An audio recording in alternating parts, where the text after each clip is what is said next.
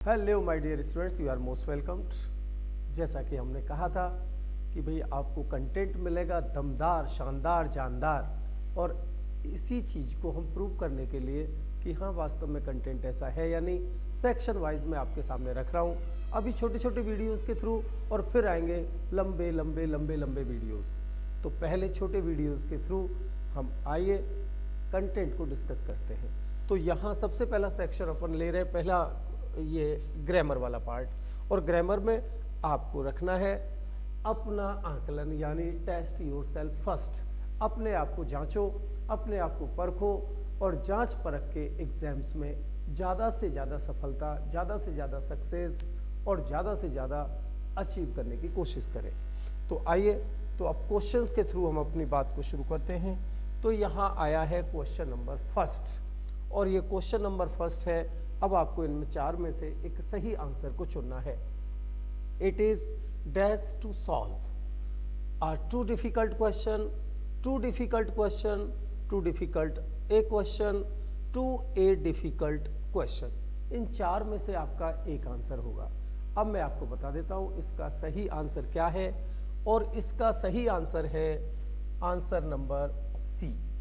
सी इसका आंसर है। It is too difficult a question. दरअसल ऐसा क्यों आया, तो देखिए कुछ वर्ड्स होते हैं जैसे कि एज है, सो है, ट्रू है, they are followed by some adjective. इनके बाद हमेशा कोई ना कोई एडजेक्टिव आएगा, क्योंकि ये वर्ड्स क्या है यहाँ, एडवर्ब। ये वर्ड्स क्या है, एडवर्ब। तो इनके बाद, इनके तुरंत बाद, चाहे वो एज है, सो है, ट्रू है, इनके बाद पहले आना चाहिए आपका एडजेक्टिव। और एडजेक्टिव के बाद अगर नाउन दे रखा है तो फिर हम यहाँ बात करेंगे आर्टिकल ए या एन प्लस नाउन। जो नाउन आपको दे रखा है सिंगुलर, वो सिंगुलर नाउन अगर आपको यहाँ दे रखा है तो देखिए यहाँ भी क्या आ रहा है, ट्रू। और ट्रू के बाद हमें क्या लेना है, एडजेक्टिव। डिफिकल्ट हो गया आपका एडजेक्टिव, और उसके बाद उसने दिया है नाउन, और ये सिंगुलर काउंटेबल नाउन है क्वेश्चन, इसलिए सिंगुलर काउंटेबल नाउन के ठीक पहले यहाँ आर्टिकल आएगा। औरों में अगर देखें तो आर्टिकल को यहाँ पहले लगाया है, यहाँ देखें इसमें आर्टिकल को मिस किया है, और यहाँ देखें तो आर्टिकल को प्रॉपर प्लेस पर जो है नहीं रखा है।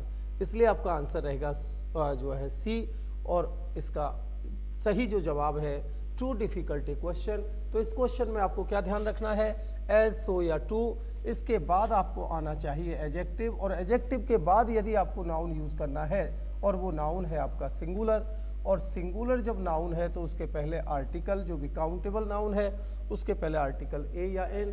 क्वेश्चन के पहले लेटर की साउंड के यानी का वाली है, तो वहाँ आर्टिकल एन तो आ नहीं सकता, इसलिए आर्टिकल आएगा ए।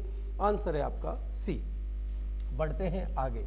तो देखिए एग्जाम में आपको इसी तरह से जो है क्वेश्चंस मिलेंगे, हूबहू इसी तरह से आपको अपनी तैयारी को आगे बढ़ाना है। पहला क्वेश्चन है, आई लव ट्रेवलिंग डैश ट्रेन्स।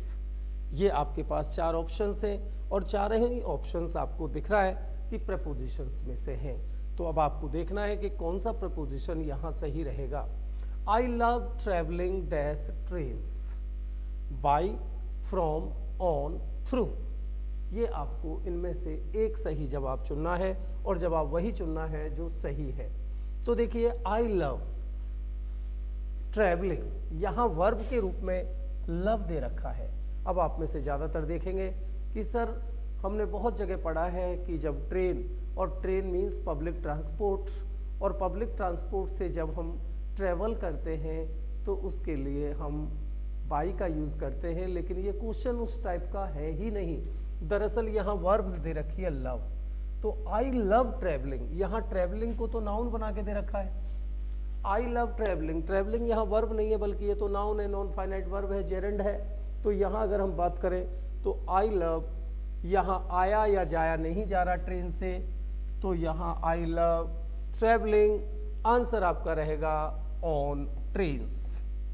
याद रखना है I love travelling on trains, या हम कहें कि हम ट्रेन पर में जो है लंच लेंगे, we shall have lunch on train. मैं ट्रेन की टिकट 3 टिकट बुक करा चुका हूँ या रिजर्व कर चुका हूँ। I have reserve 3 tickets on train. इस तरह से आपको प्रपोजिशन को देखना है। अभी तो एक झलक है, देखिए कि कैसे हम डिटेल से इन सब चीज़ों को खोलेंगे आपके सामने, और जो आपने जो अपना कंसेप्ट बनाया हुआ है, whether your concept is right और रॉन्ग, उसको भी आपको जानने का एक मौका यहाँ मिलेगा। तो I love travelling on trains, ये इसका सही जवाब होगा। बढ़ते हैं आगे नेक्स्ट क्वेश्चन की तरफ, और नेक्स्ट क्वेश्चन है the patient is not likely to live dash night. आपके सामने ये 4 ऑप्शंस हैं, ये भी बाय चांस प्रपोजिशन का ही क्वेश्चन है। The patient is not likely to live dash the night in into through at. तो देखिए, जब कोई पीरियड ऑफ टाइम दे रखा है, टोटल पीरियड ऑफ टाइम है, या कोई टाइम आपको दे रखा है, और अगर उस टाइम को यहाँ दे रखा है कि पेशेंट नहीं लगता कि वो पूरी रात जिंदा रह सके, तो पूरी रात जिंदा रह सके, तो यहाँ अगर हम बात करें तो पूरी रात मतलब उस पूरी रात जिंदा ना रह सके, यानी होल नाइट वो जो है जिंदा ना रह सके, तो उसके लिए जब हमें पूरे टाइम में से गुजरना होता है, तो गुजरना होता है, पास करना पड़ता है उस टाइम को। पास नहीं कर सकता पेशेंट, लिव नहीं कर सकता पेशेंट, तो जब किसी में से पास करना हो उस टाइम में से, तो हम इन नहीं यूज करते, ना इनटू यूज करते, ना एट यूज करते। आपको पता है कि एट का यूज तो करते हैं हम पिन पॉइंट टाइम के लिए, अर्थात घड़ी का टाइम मतलब घड़ी में जो टाइम बजता है, जैसे 10 बजे, 4 बजे, 3 बजे, 10:20, उसको कहते हैं हम घड़ी का टाइम। और अगर हम बात करें पीरियड ऑफ टाइम की, उसके लिए हम इनका यूज करते हैं। और इनटू कहते हैं जब हमें दिए गए टाइम में पूरी तरह से डूब जाना हो, वहां हमें इनटू का प्रयोग जो है हमारे द्वारा किया जाता है। जैसे he is workaholic and he works late into night, वो काम का बड़ा शौकीन है, आदी है, और रात भर काम करता है, तो वो दिए गए समय में पूरी तरह से डूब गया है। तो जब डूब जाने का सेंस आता है तो वहाँ इनटू आता है। लेकिन जब पूरा समय हमें पास करना पड़े, पूरी रात या टाइम जो भी है, पूरा दिन, पूरी रात, पूरा समय जब हम पास करना पड़े, तो उसके लिए हमारे पास आंसर होता है through. The patient is not likely to live through the night, ये इसका आंसर है। देखिए, तुक्के मारने से काम नहीं चलेगा, आंसर तो आंसर की तरह आएगा, और एग्जैक्टली आंसर हमें वहाँ देना है, इधर का उधर का नहीं। ये 4 ऑप्शन है, तो बात हमें इधर उधर की ना करके हमें बात करनी है एग्जैक्ट एप्रोप्रिएट। ओके, बढ़ते हैं नेक्स्ट क्वेश्चन की तरफ, और नेक्स्ट क्वेश्चन है हमारे पास question number 4। He was burnt in his face, on his face, in the face, on the face. यहां इनमें से आपको सही आंसर चुनना है कि ही वॉज बर्न्ट, वो जला हुआ था, यानी जला हुआ था। कहाँ जला हुआ था? चेहरे पर। तो देखिए, चेहरे पर जला हुआ था, तो हमें पता है कि ही वॉज बर्न्ट, कि ही जो है जला हुआ था, तो चेहरे पर जला हुआ था, तो चेहरे पे, अपने ही चेहरे पे तो जला हुआ होगा ना, तो दूसरे के चेहरे पे तो जला हुआ होगा नहीं। तो इस तरह से जब हम किसी को यानी जब हम किसी को होल्ड करें उसी के किसी ऑर्गन से या उसके कपड़ों से, वहाँ उसका यानी पजेसिव का आना अंडरस्टूड होता है। तो वहाँ पजेसिव का यूज ना करके हम उसको स्पेसिफिक करते हैं कि एग्जैक्टली वो जला हुआ कहाँ पे है या किस चीज़ से पकड़ा है। तो वहाँ हम पजेसिव का प्रयोग नहीं करते, बल्कि वहाँ हम आर्टिकल द का प्रयोग करते हैं, because we know very well article the makes the noun specific. और वो स्पेसिफिक चीज़ होती है कि जला हुआ कहाँ पे है? फेस पर। मैंने उसको पकड़ा उसके कॉलर से, आई कॉट हिम, या आई होल्ड, अगर बात करूँ I held him by his collar, ना बोल के बाई द कॉलर, क्योंकि मैं पकड़ूंगा तो उसी की कॉलर से पकड़ूंगा, तो हिज और इस तरह का वर्ड लगाना हमारे लिए शोभा नहीं देता, गलत है, वो गलत आपकी लैंग्वेज क्रिएट करेगा। तो यहाँ अगर हम बात करें तो I held him by the collar. इसी तरह से I caught him by the hair, यानी उसके बालों से पकड़ा, and dragged out of the room, और रूम के बाहर ले आया। ठीक इसी तरह से यहाँ कि वह जला हुआ है चेहरे पर, तो चेहरा वहाँ स्पेसिफिक हो गया, तो और हमें पता है, अंडरस्टूड है कि ये उसी का चेहरा है, तो ही वॉज बर्न्ड सही आंसर। इन हिज फेस आपका गलत है, क्योंकि इन नहीं आता, मतलब यहाँ इन हिज यानी हिज नहीं आ सकता, इसके अलावा ऑन नहीं आ सकता। आंसर रहेगा आपका ना ऑन। यहाँ बात करें हम, चूंकि ऑन द फेस नहीं आ सकता, प्रपोजिशन ऑन नहीं हो सकती, तो हम यहाँ यूज करेंगे in. He was burned in the face, वो फेस पर जला हुआ है। इसके बाद करते हैं हम नेक्स्ट क्वेश्चन की बात, सॉरी नेक्स्ट क्वेश्चन, और क्वेश्चन नंबर नेक्स्ट है आपका क्वेश्चन नंबर 5, और क्वेश्चन नंबर 5 है, देखिए, the boy is sad, the boy is sad dash his friend's purse to steal, he stole, to have stolen, to be stolen. यहाँ आपको ध्यान देना है कि यहाँ आपका आंसर क्या रहे। तो देखिए, ये सभी वर्ब से रिलेटेड क्वेश्चन है, और आपको पता है कि देखिए, जब भी वर्ब से रिलेटेड क्वेश्चन आए, वर्ब से रिलेटेड जब भी क्वेश्चन आए, तो आपको देखना कि वेदर क्वेश्चन का संबंध फाइनाइट वर्ब से है या नॉन फाइनाइट वर्ब से है। क्या देखना है? क्वेश्चन फाइनाइट वर्ब से है या क्वेश्चन नॉन फाइनाइट वर्ब से है। तो देखिए, अगर क्वेश्चन फाइनाइट वर्ब से है, तो फाइनाइट वर्ब में तो यहाँ हम टेंस और सब्जेक्ट वर्ब कॉन्कर्ड वाली बात करेंगे, वहाँ उसके रूल्स हमें आने चाहिए, टेंस एंड कॉन्कर्ड वाले। लेकिन अगर हम बात करें अगर हम बात करते हैं नॉन फाइनाइट वर्ब की, तो नॉन फाइनाइट वर्ब में टेंस और कॉन्कर्ड का कोई लेना देना नहीं होता। 1 मिनट, हमने यहाँ लिखा अपोजिट था। अगर हम बात करते हैं यहाँ फाइनाइट वर्ब की, तो यहाँ जो क्वेश्चन बनेगा उसमें टेंस के रूल्स लगेंगे, या फिर यहाँ रूल्स लगेंगे आपके सब्जेक्ट वर्ब कॉन्कर्ड वाले। अगर फाइनाइट वर्ब का क्वेश्चन है तो सब्जेक्ट वर्ब कॉन्कर्ड, जिसको हम सब्जेक्ट वर्ब एग्रीमेंट भी कहते हैं, और उसी को हम सिंटैक्स भी कहते हैं। What is syntax? Syntax is the combination of words to form a meaningful structure. तो वहाँ इसकी बात होती है, तो ये इस तरह से आता है। लेकिन अगर हम बात करते हैं नॉन फाइनाइट वर्ब की, तो नॉन फाइनाइट वर्ब के बिल्कुल अलग रूल्स हैं, जो टेंस या सब्जेक्ट वर्ब कॉन्कर्ड पर बेस्ड नहीं होते।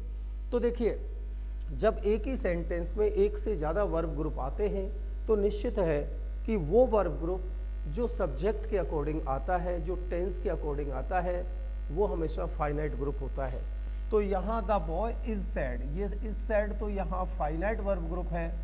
अब जब ये फाइनाइट वर्ब ग्रुप तो आपको कंप्लीट करके दिया हुआ है, तो इसके अलावा अगर कोई वर्ब ग्रुप आपसे वो पूछ रहा है, तो वो निश्चित है कि वो नॉन फाइनाइट होगा। और ऐसा तभी होता है जब सेंटेंस का सब्जेक्ट एक ही हो। तो इस सेंटेंस का subject the boy single subject है, तो इसके लिए तो वर्ब ग्रुप इज सैड जो इसी को फॉलो कर रहा है उसके अकॉर्डिंग आ रहा है। लेकिन यहाँ अब आपका क्वेश्चन जो पूछा है उसने, वो नॉन फाइनाइट से पूछा है, और जब क्वेश्चन आपसे नॉन फाइनाइट वर्ब से पूछा है, तो इसमें नॉन फाइनाइट वर्ब का रूल लगेगा। और इसमें यूँ तो आप तुक्का 1000 मारो, लेकिन आंसर उन तुक्कों से नहीं आएगा, बल्कि आएगा कि ऐसा आपने अब तक पढ़ा है या नहीं पढ़ा है। अगर नहीं पढ़ा है तो भाई साहब अब ज़रूरत है आपको उसको पढ़ने की। जो भी है, आप तो सभी माय डियर हो ही। लेकिन अब यहाँ बात करते हैं, the boy is sad dash his friend's purse. तो देखिए, इसका जो सही आंसर है वो दरअसल किस तरह से है, जब एक ही सेंटेंस में फाइनाइट वर्ब भी दे रखी हो और नॉन फाइनाइट भी दे रखी हो। क्या कहा मैंने? एक ही सेंटेंस में फाइनाइट वर्ब भी दे रखी है और आपको साथ में नॉन फाइनाइट भी दे रखी है। फाइनाइट भी दे रखी है और आपको नॉन फाइनाइट भी दे रखी है। तो देखिए, अगर हम बात करें कि अब इसमें फाइनाइट वर्ब का जो एक्शन है और नॉन फाइनाइट वर्ब का जो एक्शन है, अगर इन दोनों एक्शंस को अगर हम यहाँ कंपेयर करें, तो देखिए, अगर फाइनाइट वर्ब का जो एक्शन है वो बाद वाला एक्शन है, यानी सेकंड एक्शन है, सेकंड एक्शन मतलब बाद में होने वाला एक्शन है, यानी बाद वाला एक्शन है, ये बाद में हुआ है ये एक्शन, यानी ये बाद वाला एक्शन है। और नॉन फाइनाइट वर्ब का जो एक्शन है वो पहले वाला है, यानी फर्स्ट एक्शन है। फर्स्ट एक्शन यानी पहले वाला एक्शन है, पहले वाला एक्शन है। तो अगर नॉन फाइनाइट वर्ब पहले होने वाले एक्शन को शो करे और फाइनाइट वर्ब बाद में होने वाले एक्शन को शो करे, और वहां आपको नॉन फाइनाइट वर्ब की सही फॉर्म आपको यूज करनी हो, तो ऐसे में जो है परफेक्टिव इन्फिनेटिव का यूज होता है। कौन सा infinitive? Perfective infinitive. Perfective infinitive का यूज होता है, और परफेक्टिव इन्फिनेटिव होता है to plus have plus main verb की थर्ड फॉर्म।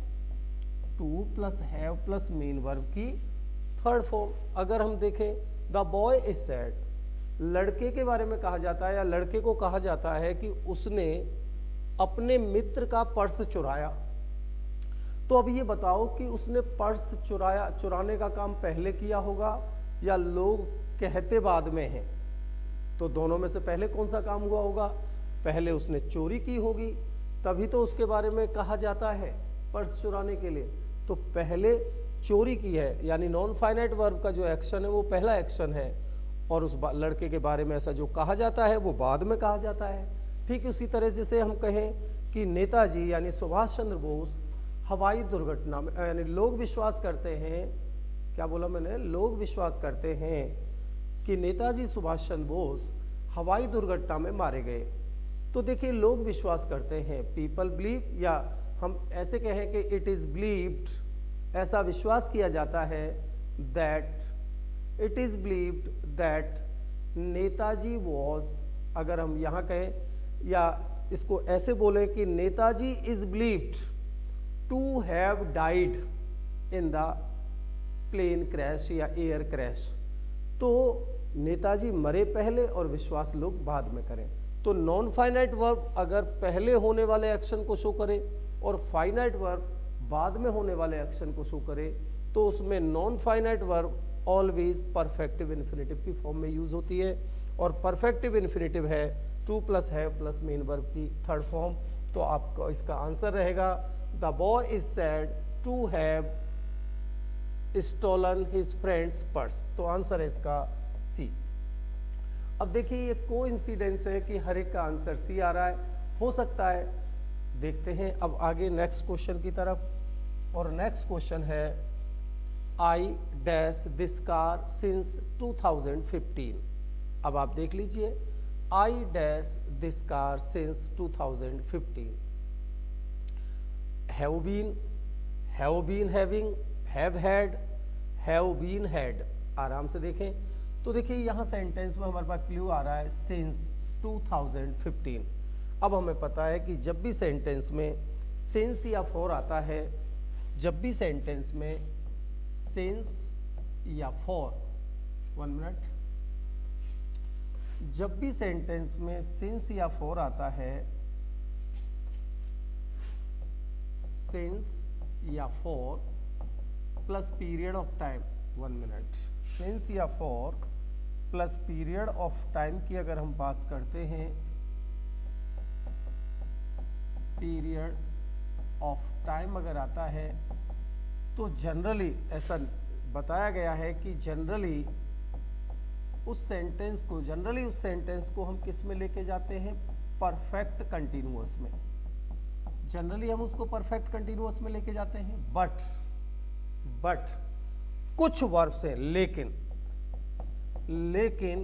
कुछ वर्ब्स हैं, लेकिन वर्ब्स जिनका संबंध किससे हो? परसेप्शन से हो, यानी ज्ञानेंद्रियां, परसेप्शन से हो, ऐसे एक्शंस जिनका संबंध परसेप्शन से हो, यानी कि जैसे कि सी यानी आंखों से, हियर मतलब कानों से, स्मेल मतलब नाक से, इसके अलावा स्किन से हम फील करते हैं और जीभ से हम टेस्ट करते हैं।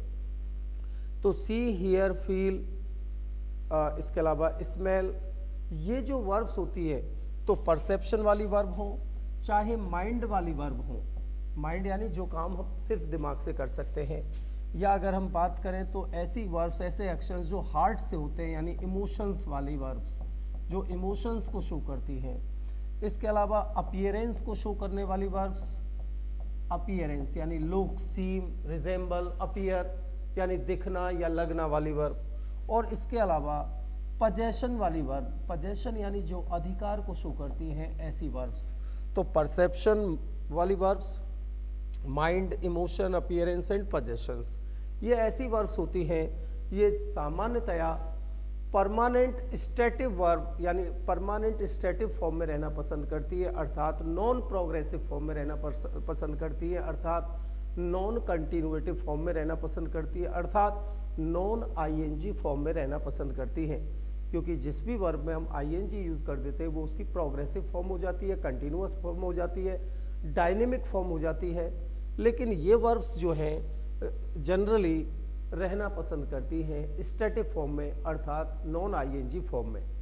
तो यहाँ अगर देखें तो वर्ब आ रही है हमारे पास हैव, और अब अगर हम देखें यहाँ मैंने कहा था generally since for period of time आता है तो सेंटेंस परफेक्ट कंटिन्यूअस में ले जाते हैं, लेकिन इन वर्ब्स के केस में, इन वर्ब्स के केस में सेंटेंस परफेक्ट कंटिन्यूअस में नहीं जा सकता। उसकी वजह है कि परफेक्ट कंटिन्यूअस में हम लेके जाएंगे तो वर्ब में आईएनजी लगानी पड़ेगी, मेन वर्ब में आईएनजी लगानी पड़ेगी, और ये वर्ब्स आईएनजी फॉर्म में जाना पसंद नहीं करती हैं। तो फिर ऐसे में इन वर्ब्स में से किसी के भी होने पर सेंटेंस को हम लेके जाते हैं परफेक्ट कंटिन्यूअस की बजाय ओनली परफेक्ट में लेके जाते हैं। जैसे उसको ले जाना था प्रेजेंट परफेक्ट कंटिन्यूअस में, लेकिन अब जाएगा वो प्रेजेंट परफेक्ट में। जैसे मैं मोहन को 2015 से जानता हूँ, तो हम ऐसे नहीं कहेंगे कि I have been knowing Mohan since 2015, क्योंकि यहाँ वर्ब दे रखी है नो। नो मतलब जानना, और जानने का काम हम किससे करते हैं? दिमाग से। चाहे वो जानना हो, चाहे पहचानना हो, चाहे वो याद करना हो, चाहे वो भूलना हो, उसमें सिर्फ और सिर्फ किसका काम होता है? माइंड का। परसेप्शन की अगर बात करें तो सी की अगर हम सी देखें, हियर देखें, इसके अलावा अगर हम देखें फील देखें, स्मेल देखें, टेस्ट देखें, यानी देखना, सूंघना, चखना, महसूस करना, सुनना, ये परसेप्शन वाली वर्ब्स होती हैं। और इमोशंस में है वांट है, डिज़ायर है, लव है, हेट है, ये ऐसी वर्ब्स है जिनका संबंध हमारे हार्ट से होता है। और इसके अलावा अपीयरेंस में लुक है, रिजेंबल है, सीम है, अपीयर है, जिनका संबंध होता है देख यानी दिखना या लगना। और पजेशन वाली जो वर्ब्स है उनमें हैज़ हैव हैड जब मेन वर्ब के रूप में आती है, इसके अलावा मेजर है, वे है, कॉस्ट है, इसके अलावा होल्ड है, कंटेन है, कंसिस्ट है, ये तमाम जो वर्ब्स हैं ये दरअसल ऐसी वर्ब्स होती हैं जो कि नॉन आईएनजी फॉर्म में ही यूज़ रहना, यानी इनको इनकी जो फॉर्म है ये नॉन आईएनजी फॉर्म में रहना पसंद करती हैं। लेकिन उसमें एक रीज़न भी है कि अगर इन वर्ब्स के द्वारा दर्शाए गए कार्य को करने के पीछे कोई वजह हो, कोई पर्पस हो, तो फिर ये वर्ब्स अपना इन वर्ब्स का मीनिंग चेंज हो जाता है। वो मीनिंग नहीं रहता जो रियली इनका जो मीनिंग है वो नहीं रहता, बल्कि दूसरे मीनिंग में फिर ये आईएनजी फॉर्म में चली जाती हैं। बट हमें इन वर्ब्स के मामले में ध्यान रखना है, सावधानी बरतनी है। हर एग्जाम में क्वेश्चन आता है कि ये वर्ब्स जो इनका मूल जो है मीनिंग है, उस मीनिंग में ये ऑलवेज नॉन आईएनजी फॉर्म में रहना पसंद करती हैं, और इसी वजह से हम इनको स्टैटिव वर्ब्स कहते हैं, यानी नॉन डायनेमिक वर्ब्स कहते हैं, नॉन प्रोग्रेसिव वर्ब्स कहते हैं, नॉन कंक्लूसिव वर्ब्स कहते हैं। तो इन वर्ब्स में से किसी के भी आने पर सेंटेंस में सिंस या for plus period of time आ जाता है, तो सेंटेंस परफेक्ट कंटिन्यूअस में जाने की बजाय सेंटेंस रहता है परफेक्ट टेंस में, चाहे वो प्रेजेंट का परफेक्ट हो और चाहे वो पास्ट का परफेक्ट हो। इस तरह से हमें यहाँ बात करनी है। तो इसके लिए यहाँ आंसर हैव बीन तो अकेला आ नहीं सकता, I have been this car नहीं, क्योंकि यहाँ हमें पोजेशन को शो करना है। हैव बीन हैविंग ये बिल्कुल नहीं है। और अगर हम देखें हैव बीन हैड, यहाँ हैव बीन हैड ये सही स्ट्रक्चर नहीं है, ये दरअसल पैसिव में तो बन सकता है, एक्टिव का स्ट्रक्चर नहीं है। आंसर रहेगा आई हैव हैड। तो यहाँ आई हैव हैड तो परफेक्ट में लेके गए, तो हैव तो यहाँ हेल्पिंग वर्ब है।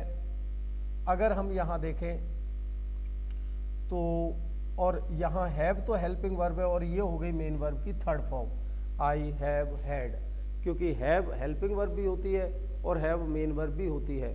जब हैव मेन वर्ब होती है तो उसकी प्रेजेंट फॉर्म होती है हैज हैव और पास्ट फॉर्म हो जाती है हैड। और यहाँ अगर हम बात करें तो हैव आ गई और साथ में मेन वर्ब की थर्ड फॉर्म लगाई तो पास्ट फॉर्म इसकी चली गई हैड। आंसर हो जाएगा I have had this car since 2015। इस तरह से हमने ये सेंटेंस देखा। अब बढ़ते हैं नेक्स्ट क्वेश्चन की तरफ और नेक्स्ट क्वेश्चन है आपका ये रहा, I once dash my knee while playing football, hurt hurted have hurted. तो देखिए आपको पता होगा जब भी हम वर्ब से रिलेटेड क्वेश्चन यहाँ सॉल्व कर रहे हैं और दरअसल यहाँ सेंटेंस का सब्जेक्ट है आई, तो आपको एक क्लू मिल गया है वंस।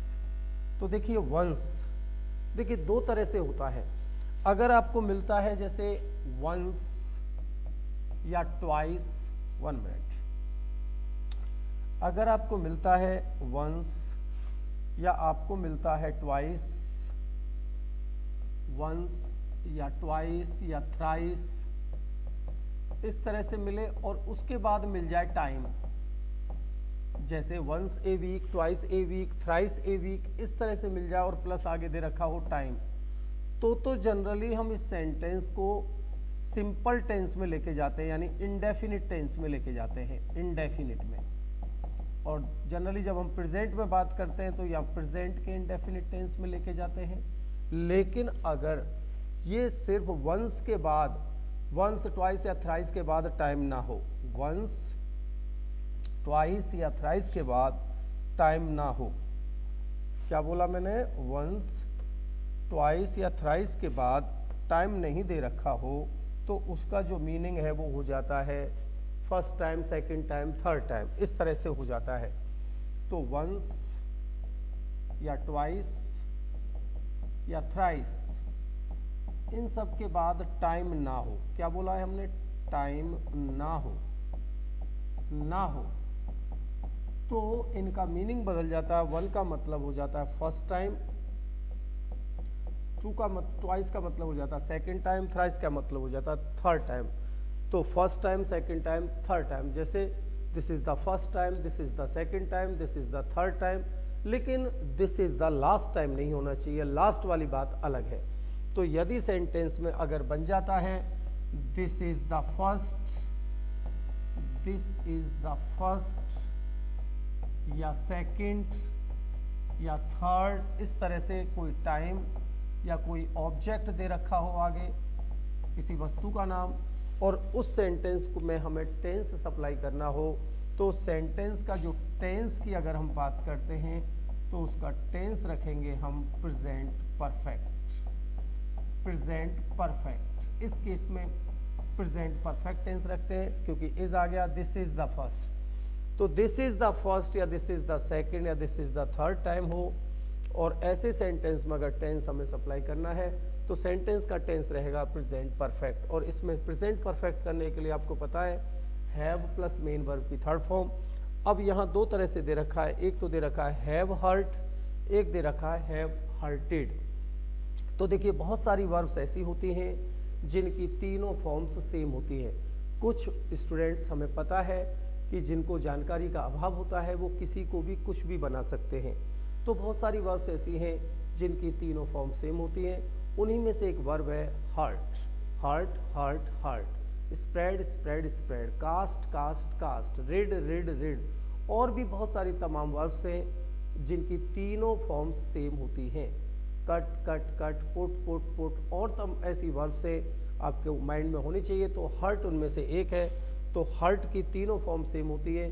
अब अगर आप कर दोगे हैव हर्टेड तो आपका आंसर हो जाएगा गलत, और जब आंसर गलत हो जाएगा तो आपको वो क्वेश्चन तो आपका गलत हो ही गया, दूसरे को भी नेगेटिव मार्किंग के हिसाब से आपको और नुकसान उठाना पड़ता है। इसलिए हमें एग्जैक्ट चीज़ों को सोचना है। तो आंसर रहेगा आपका have hurt. Have helping verb हो गई और हर्ट यहाँ हो गई मेन वर्ब की थर्ड फॉर्म, क्योंकि तीनों फॉर्म सेम होती हैं हर्ट की। बढ़ते हैं नेक्स्ट क्वेश्चन की तरफ, और नेक्स्ट क्वेश्चन है आपका question number 8। I am glad that I dash your work yesterday. मुझे खुशी है कि मैं आपका काम कल कर सका। मुझे खुशी है, मुझे प्रसन्नता है कि मैं कल आपका काम या मैं कल आपका काम कर सका। तो आप देख लीजिए, could do, was able to do, was done, इनमें से आपको आंसर लेना है। तो देखिए मैं आपको बात बताऊं, सामान्यतया कर सका आप तो इस तरह से पढ़ते हो, सका या सकता ऐसे, लेकिन बात ऐसी नहीं है। तो देखिए यहाँ अगर हम बात करें तो एक तरह से एबिलिटी या कैपेसिटी की बात चले, एबिलिटी या कैपेसिटी की बात चले, एबिलिटी या कैपेसिटी की बात चले, तो अगर वो प्रेजेंट टाइम में चले, अगर वो प्रेजेंट टाइम में चले तो जनरली हम कैन यूज कर देते हैं, और अगर वो पास्ट टाइम में चले, अगर पास्ट टाइम में चले तो हम जनरली कुड यूज कर लेते हैं। लेकिन यहाँ ना तो आपका कैन सही है ना आपका कुड सही है। उसका रीजन क्या है? तो देखिए ये दरअसल जब हम किसी की पर्सनल पास्ट कैपेसिटी की बात करें, जब हम पर्सनल यानी कोई व्यक्ति अपनी खुद की पर्सनल पास्ट कैपेसिटी की बात करें और ऐसे एक्शन की बात करें जिसका वो पार्ट, थोड़ा बहुत पार्ट पहले कर चुका है, यानी वो पहले कर चुका है उसके बाद में बोल रहा है, तो ऐसे में हम मुडल का प्रयोग नहीं करते। जैसे मैं कहूँ कि भैया 2 घंटे चढ़ने के बाद हम चोटी पर पहुंचने में सफल हो सके, तो after climbing 2 hours we could succeed to reach at the top. ये गलत है, यहां मुडल का प्रयोग नहीं होगा। दरअसल जब पास्ट की किसी कैपेसिटी की चर्चा हो और उसका पार्ट, उस एक्शन का पार्ट वो पर्सनल कैपेसिटी से रिलेटेड हो, तो वहाँ मुडल का यूज नहीं करते, बल्कि वहाँ वॉज या वर एबल टू का प्रयोग करते हैं। वॉज या वर एबल टू। तो देखिए आई एम ग्लैड, मैं खुश हूँ कि मैं कर सका, यानी उसने अपनी कैपेसिटी का प्रयोग करके वो काम पहले कर दिया। अब जब कर दिया है, आगे होने वाले काम के बारे में कैपेसिटी को नहीं शो कर रहा, वो तो पास्ट की कैपेसिटी को शो कर रहा है और जिस काम को वो पहले ही कर चुका है। ऐसे केस में जो है हम मुडल का यूज नहीं करते, बल्कि वॉज या वर एबल टू का यूज करते हैं। तो आंसर इसका ए नहीं हो सकता, बी नहीं हो सकता, आंसर है इसका C, I was able to do your work. और इन्हीं चीज़ों के साथ मैं ये तो एक ट्रेलर था, एक नमूना था, एक सैंपल था। हमारी लंबी क्वेश्चंस की सीरीज चलेगी। एक ही वीडियो में नंबर ऑफ क्वेश्चंस हम इंक्रीज करके मैं लाने वाला हूं, लेकिन उससे पहले अपना माइंड मेकअप कीजिए और अपनी तैयारी को, अपनी प्रिपरेशन को परखिए कि वेदर यू आर राइट और रॉन्ग। बस 2 ही चीज़ें हैं कि आप सही हैं या गलत है। मैंने तो 2 ही चीज़ों पर इसको जो है आपको खरा उतारना है। तो जो चीज़ आपने गलत अब तक सीख रखी है उसको बाहर करना है, और जो चीज़ नहीं सीख रखी है उसे आपको सीखना है। 2 ही प्रिंसिपल्स पे हमें काम करना है। पहला है रेमेडिएशन और दूसरा है कॉम्पिटेंसी इंक्रीजमेंट। ठीक, और बस इन्हीं अच्छी विशेष के साथ आज की क्लास को मैं यहीं जो है क्लास ऑफ होती है, और मैं आपको कहूँगा ओके, बाय बाय, नमस्कार।